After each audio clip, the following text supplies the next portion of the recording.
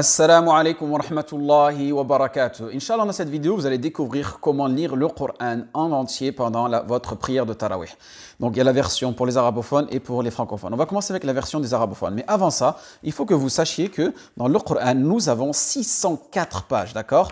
Divisé par 30 nuits dans le Ramadan, ce qui nous donne l'équivalent d'à peu près de 20 pages par nuit, d'accord? Et c'est ce qu'on appelle un juz en langue arabe, d'accord?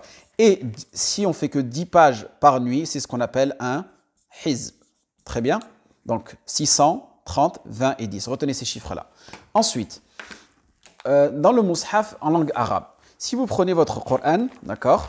Donc je dis bien ça, c'est le Coran. Hein. Vous avez ici donc la Fatiha, vous commencez avec Surat al-Baqarah. Vous remarquez que à partir, dès que vous tournez la deuxième page entière, vous avez ce qu'on appelle Rubu' al-Hizb, d'accord? C'est-à-dire le quart d'un hizb. Un hizb, c'est à peu près 10 pages.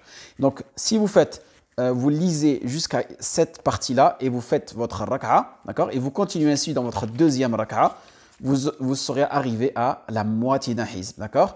Donc ça, c'est au bout de 2 raka'a. Au bout de 4 raka'a, vous aurez fait un hizb entier. Et au bout de 8 raka'a, d'accord?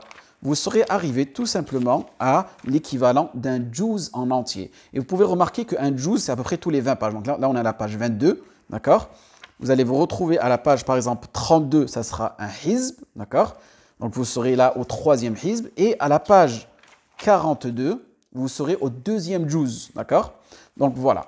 Ensuite, ça, c'est pour la version arabophone. Pour la version francophone, il faut que vous sachiez aussi la différence entre le noble Coran, donc ça, dans ce mushaf, on a le noble Coran, donc qui est en langue arabe, et la traduction en langue française de ces versets. Donc, ceci n'est pas du Coran, d'accord? Ceci n'est pas du Coran, c'est seulement la traduction des sens du verset. Car comme vous pouvez savoir, il n'existe pas de Coran français. Les gens ont tendance à dire le Coran français, c'est à travers l'usage. Mais réellement, religieusement, il n'y a pas de Coran français. Le Coran, il est qu'en langue arabe. Inna anzalnahu Qur'anan arabiyyan. Nous l'avons descendu en langue arabe. Très bien. Donc, par exemple, quand vous avez ici Alladina ja'alu al-Qur'ana 'idin, on ne pourra pas avoir exactement la même traduction en langue française, mais on aura la traduction du sens, d'accord? Donc, ceux qui ont fait du Coran des fractions diverses. Très bien. Il est important de savoir ça. Pourquoi? Car le hajar que tu as, comme elle a dit le prophète sallallahu alayhi wa sallam, concernant la lecture du Coran, c'est spécifique à ceux qui lisent le Coran en langue arabe. Car si tu lis le Coran en français, ce sera plus du tafsir. Donc tu auras du hajar pour une personne qui recherche une science bénéfique, mais tu n'auras pas le hajar pour celui qui lit le Coran en langue arabe. Il faut bien faire cette distinction-là. Très bien. Ensuite, je voulais aussi évoquer avec vous le sujet du Coran en phonétique. D'accord? Il faut faire attention au Coran en phonétique. Il y a des personnes qui l'utilisent, mais faites attention au niveau de la phonétique. Si vous lisez ce Coran-là sans faire ça avec un professeur, vous risquez d'avoir des erreurs et croyez-moi, vous allez plus perdre du temps à corriger vos erreurs qu'à apprendre une nouvelle page ou à lire en langue arabe. Donc c'est pour ça qu'il est, après chacun son niveau, mais c'est pour ça qu'il est vraiment conseillé de, dès le début, apprendre la langue arabe pour que vous puissiez connaître exactement les makharij al-huruf, comment les lettres elles se prononcent et ce sera plus simple pour vous. Je vais vous donner un petit exemple. Ici, par exemple, je retrouve souvent cette erreur-là de la part des francophones. D'accord?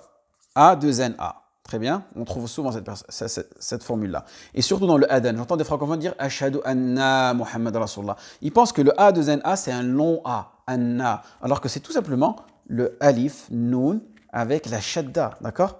Et attention, ne dites pas anna, surtout dans l'attestation 2 fois. Ça va changer le sens. Ou bien anna comme ça. Car ces lettres-là, ces huruf-là, elles ont une autre signification dans la langue arabe. Et ça peut même, après vous, c'est d'une manière inconsciente, car vous ne savez pas, mais ça peut vous induire en erreur, induire d'autres personnes en erreur dans votre lecture du Coran et même dans votre attestation de foi. Si vous dites « Ashhadu anna Muhammad Rasulullah », « anna » ici, c'est un questionnement, c'est-à-dire que est-ce que j'atteste que le prophète Mohammed sallallahu alayhi wa sallam est-il un prophète? Donc vraiment, ça peut vraiment changer le sens selon la structure grammaticale. C'est pour ça que je vous conseille personnellement de tout simplement revenir vers le mushaf en langue arabe, essayer de prendre un prof et apprendre tout ça. Et n'hésitez pas à partager cette vidéo si ça peut aider d'autres francophones comme vous. Wassalamu alaikum wa rahmatullahi wa barakatuh.